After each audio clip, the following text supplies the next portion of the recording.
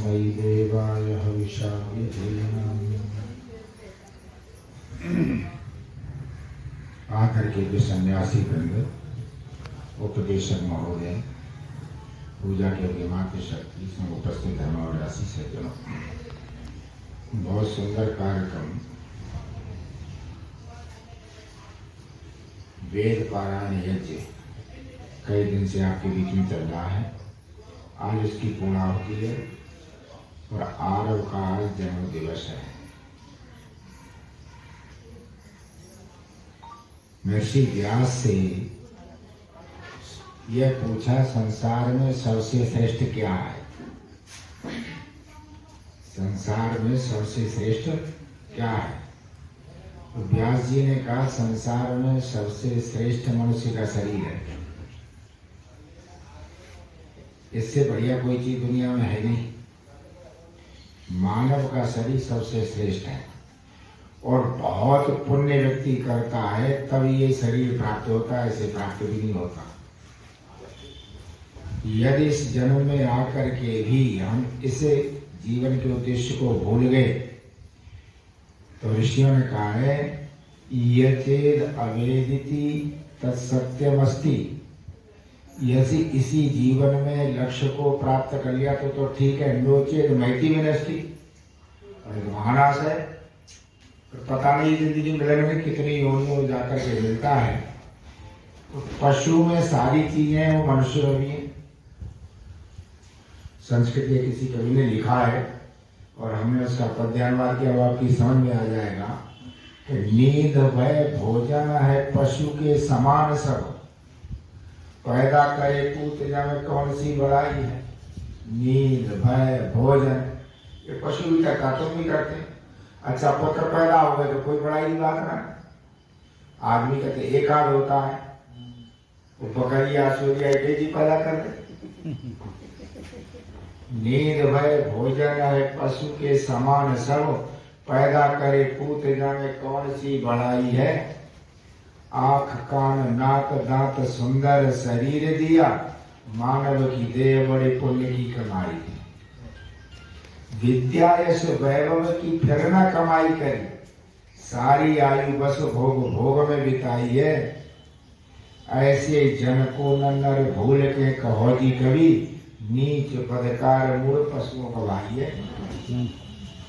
लिखा है, विद्या यश वैभव की कमाई नहीं करी, ऐसे जन को ना।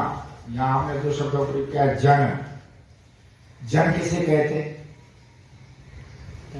जन किसे कहते? परिभाषा हम नहीं, परिभाषा वेद देता है। वेद में कह दिया, ये के च आत्महनो जना। जो लोग अपनी अंतरात्मा के खिलाफ चलते हैं, विरोध में चलते हैं, अंतरात्मा की आवाज को नहीं सुनते, वो जन है।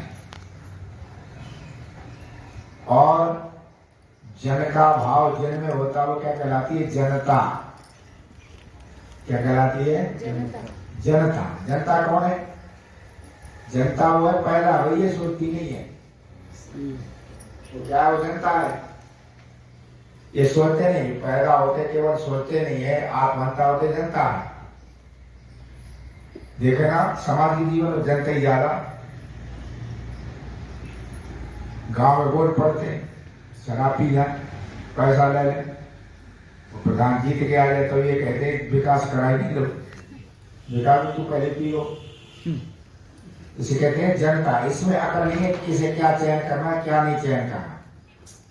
इसे कहते हैं जनता। और नर किसे कहते हैं? नर कहते हैं न कर्म लिप्यते नरे। संसार के सारे कार्यों, यहां परिभाषा नहीं, वेदी परिभाषा दे रहा। संसार के कार्यों को करते हुए उनमें जो लिप्त नहीं होता वो क्या कहलाता? नर कहलाता। जो लिप्त नहीं होता क्या कहलाता है? नर कहलाता। अब ये जो जन है, नर कैसे बने? तो इसके लिए महर्षि व्यास ने योजना बताई। उन्होंने अपना ग्रंथ लिखा सत्यार्थ प्रकाश। क्या लिखा? सत्यार्थ प्रकाश, सत्य के अर्थ का प्रकाश। सत्य प्रकाश को परमात्मा ने किया वेद में, उसका अर्थ नहीं आता। तो स्वामी जी ने सत्य प्रकाश नहीं लिखा, सत्यार्थ प्रकाश। अच्छा, सत्य में लागू जन में सज्जन, सत्य में लागू जन में कहा जाएगा सज्जन। क्या हो जाता है? सज्जन, सज्जन बन गया। सत्य नहीं है तो फिर क्या है? जन रह जाएगा, सज्जन नहीं बनता। और जो जन होता है वो जड़ होता।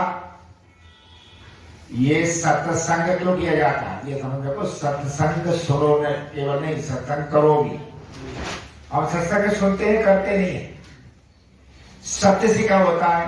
जड़ता दूर होती है।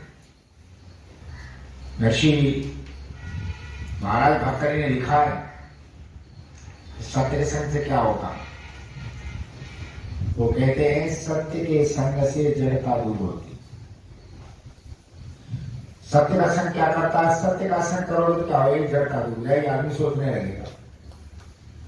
इसलिए सत्संग की महिमा का वर्णन करते हुए महाराज भर्तृहरि लिखते हैं, जाड्यम धियो हरति सिंचति वाचि सत्यम। सत्य का संग क्या करता है? जाड्यम धियो हरति, बुद्धि की जड़ता को दूर कर देता है। जाड्यम धियो हरति सिंचति वाचि सत्यम, और वाणी में सत्य को सेट देता है। मानोन्नतिं दिशति पापम अपकरोति, मनुष्य को उन्नति का रास्ता बताता है, पापों को दूर कर देता। ये क्या करता है? सत्संग। सत्संग नित्य करते रहो। समझे? सत्संग सुनना नहीं, क्या करना? करना है। करोगे तो सत्य का लाभ मिलेगा, नहीं करोगे तो फिर सत्य का लाभ नहीं मिलेगा। भजन गाते रहना, दुनिया का वृंदावन आप भरेगी सत्संगों से। सत्य का संग करो और बच्चों को भी कराओ। सुनिए ना, देखो संसार में गौरव संसार में हमें कोई बर्बाद करे, हमारे जीवन को बर्बाद करे, क्योंकि हमारा दुश्मन है।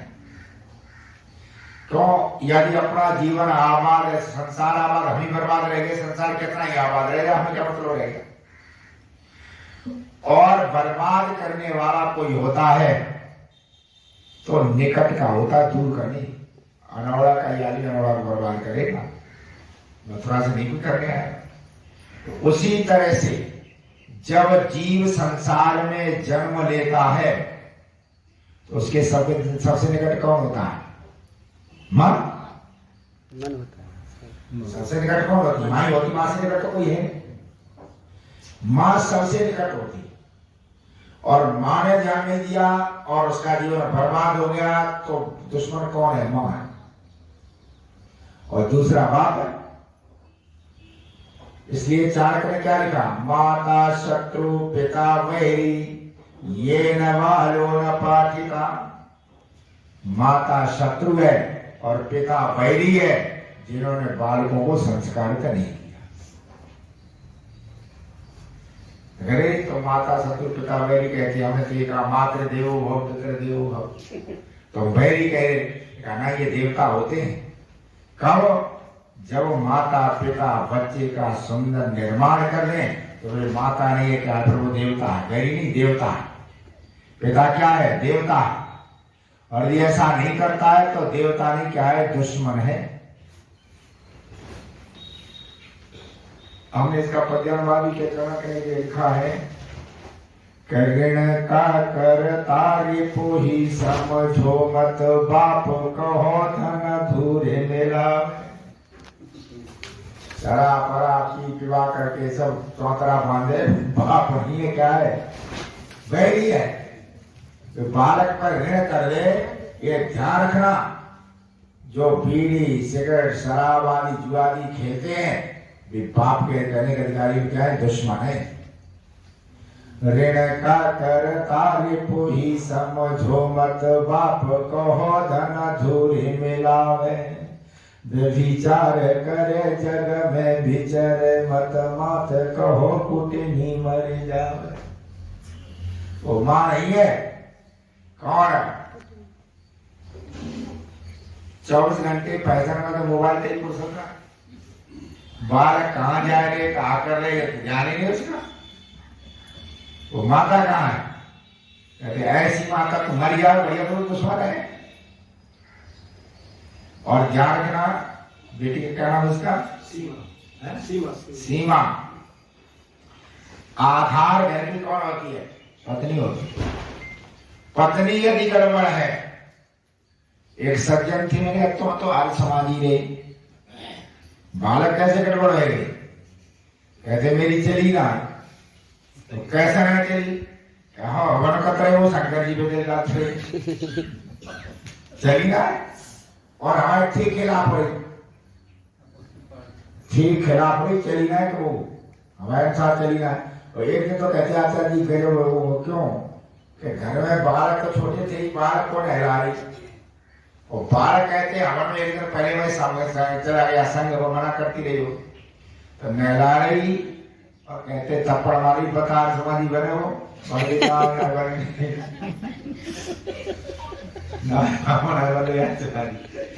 वहां तो पीट पीट के बनाया और ले सो बालक पीट पीट के बिगाड़ा है। तो कहते हैं कि अब भी चली ना, क्या कहा कि घरनी विपरीत चले तब आफत ही घर में फंस जावे। घर की घरवाली यदि विपरीत है ना तो आफत फंस जाए।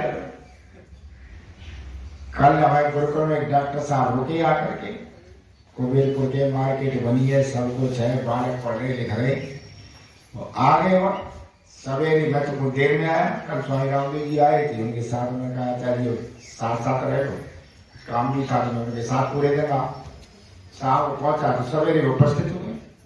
तब उन्होंने अपनी करोड़ कहानी बताई, गाड़ी लेकर के आए हो कैसे? कहते ऐसे आए हैं कि पत्नी ने कहते नागोदम कर रखी,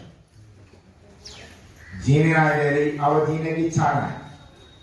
तो जीने की इच्छा नहीं और है कि रात दो बेटियां और हो गई, तब तक उनके प्यार कर तब तक और जीते विपरवाद हो जाओ, तब तक और जी रहे, विपरवाद हो जाओ जाकर। बहुत समझाया, अभी मैंने कहा 2 दिन ही रहे, दिमाग ठीक है। अच्छा पत्नी गड़बड़ होने से कैसा हो रहा? सारा सब कुछ डॉक्टर है, मार्केट है, घर बना हुआ। कहते घर की घरनी विपरीत चले तब आफत ही घर में फंस जावे। और स्वामी जी ने क्या लिखा? उन्होंने लिखा जब पति पत्नी में प्रेम नहीं होता तो घर में मूर्ख पैदा हो जाते, और बुद्धि भी आ जाए तो लड़ के मर जाते।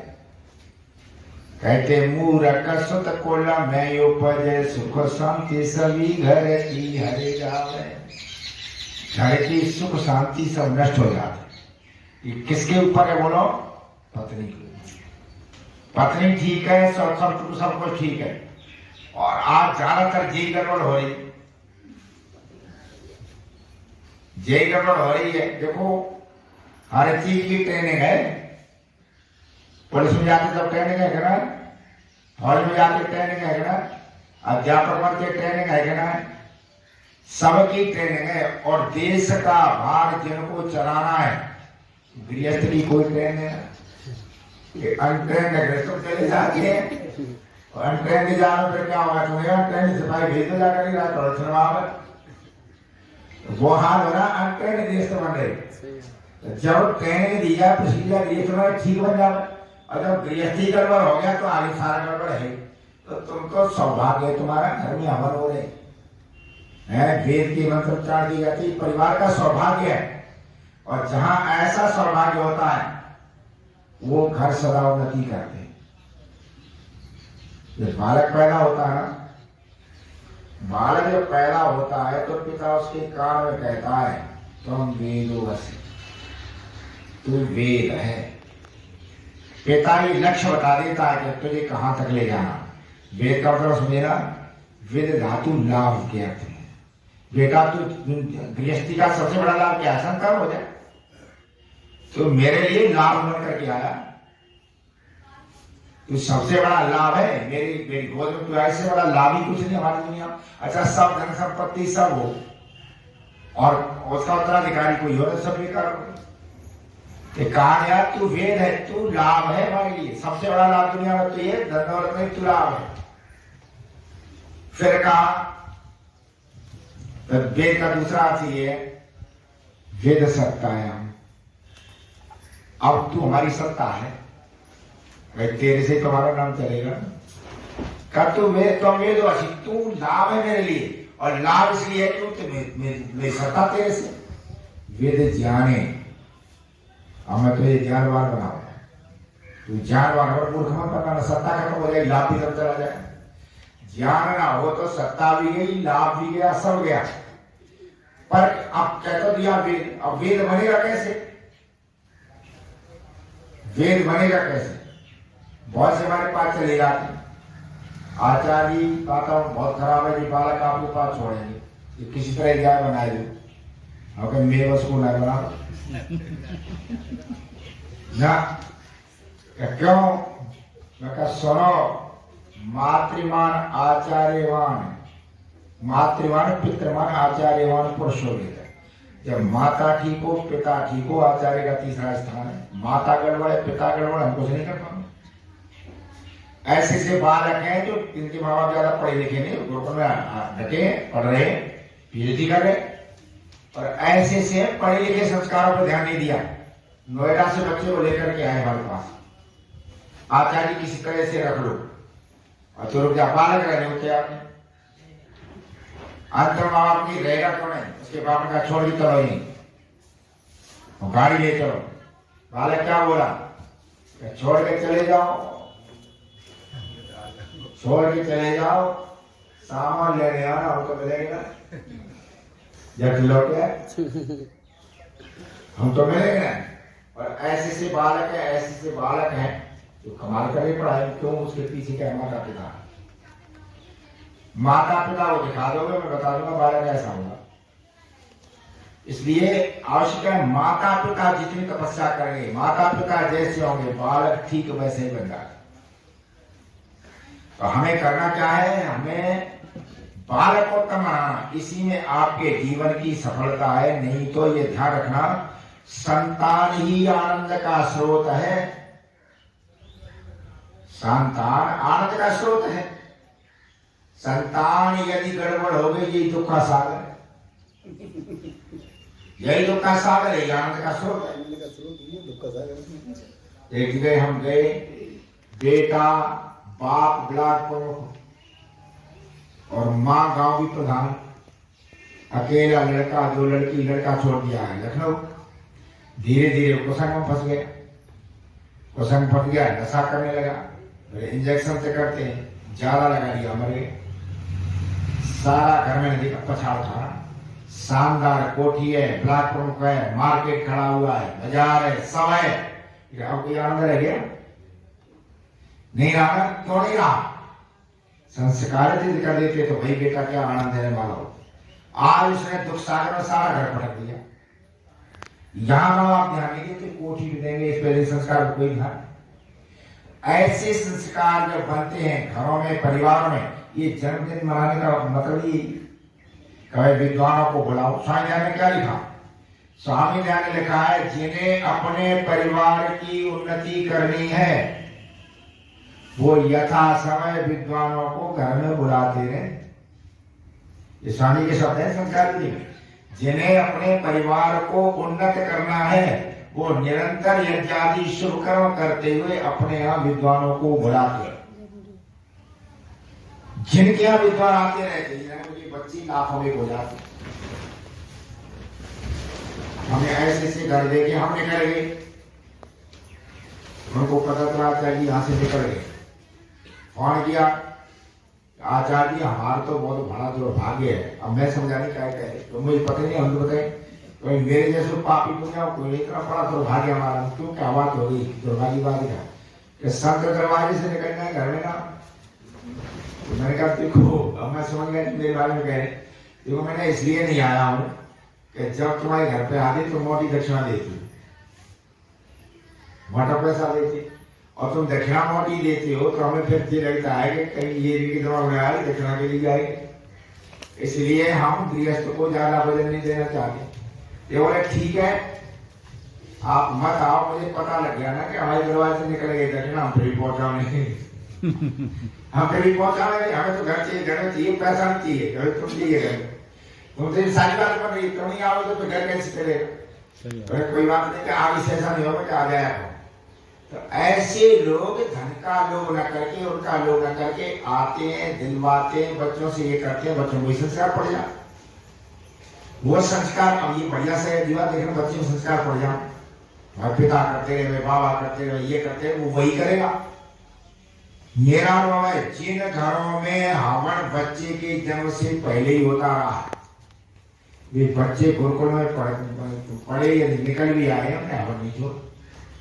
जिनके घर में हवन नहीं होता, गुरुकुल में 10 वर्ष रह गए, निकल गए तो हवन छोड़ बैठे, बच्चे नहीं थे। इसलिए हमेशा बच्चों में जो हवन करता रहेगा, जो विनम्र रहेगा, वो रहेगा जाकर के, वो समझ लो कि आगे चल जाएगा। बच्चों में ये परंपरा, मैं पढ़ रहा था, चाणक्य ने लिखा है, विनम्रता राजकुमारों से सीखो। राजा अपने राजकुमारों को विनम्र बनाते, विनम्र नहीं है तो कुछ नहीं है। मैं एक जगह चला गया, पुराना घराना, उनके आचार्य जी घर पे चलो, मैं गया तो कमाल, उनके लड़के शाखा में करके बुलाए, लेट करके, कुआं साहब तुमने तो बच्चों को खूब संस्कार दे रहे थे कि इन्हीं से तो ये आगे बढ़ेंगे, अकड़ कहाँ आगे बढ़ेंगे, अकड़ से आगे नहीं बढ़ते, ये ब्रह्मता तो आगे ले जाएगी आकर के, यदि ब्रह्मता नहीं तो कुछ नहीं। इसलिए विद्या का लक्षण क्या है? विद्या ददाति विनयम। विद्या यदि विनयशीलता नहीं है तो फिर विद्या करेगी। हाल तक तो विनयशीलता रही ना, और न घर वाले सिखाए, और तो नए बालक पैर न छुए, घुटने छुए,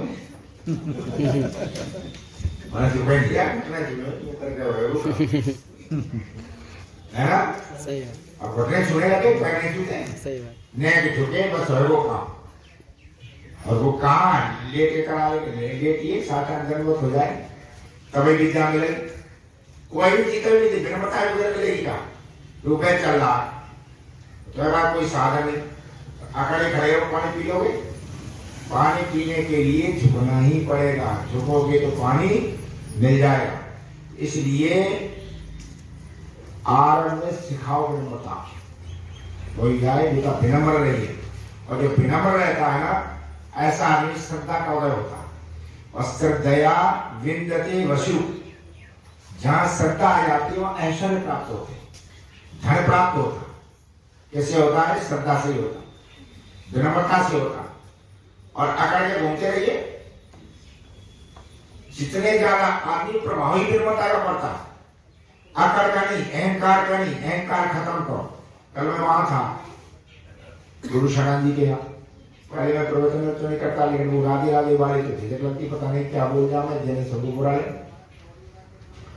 और स्वामी राम भैया यहाँ मंच पे गई ना, बैठे रहे, उन्होंने प्रतीक्षा लगा, बैठे रहे, तो स्वामी उतर आए, तब हम मिले, तो गुरु शरण जी महाराज आए, उन्होंने मुझे पहले जाके ना मुझे देखा, देख करके बोले, भाई हमारे मंच की शोभा तो फीकी कर दिया आपने, आपको मंच उजाना चाहिए था, मुझे पता नहीं था कि आप यहाँ बैठे हुए। तो वो इतने विनम्र के आचार्य ऐसा मत करो, आगे मंच में चले जाए, और आपका पहले ही प्रवचन हुआ, ये भी हुआ।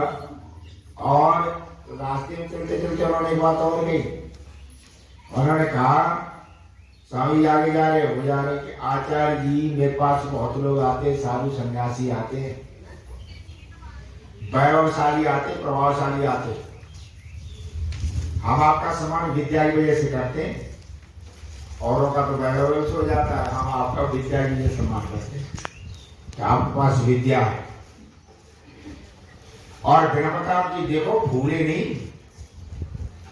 हमने एक बार उनसे नमस्ते कर ली, फिर स्वामी मिलने के बाद स्वामी बाहर निकले, हम अंदर नहीं गए। स्वामी पिता आचार्य को थोड़े संकोची स्वभाव के, वो अपने बाहर बैठे गए, यहाँ का बंगला बैठे।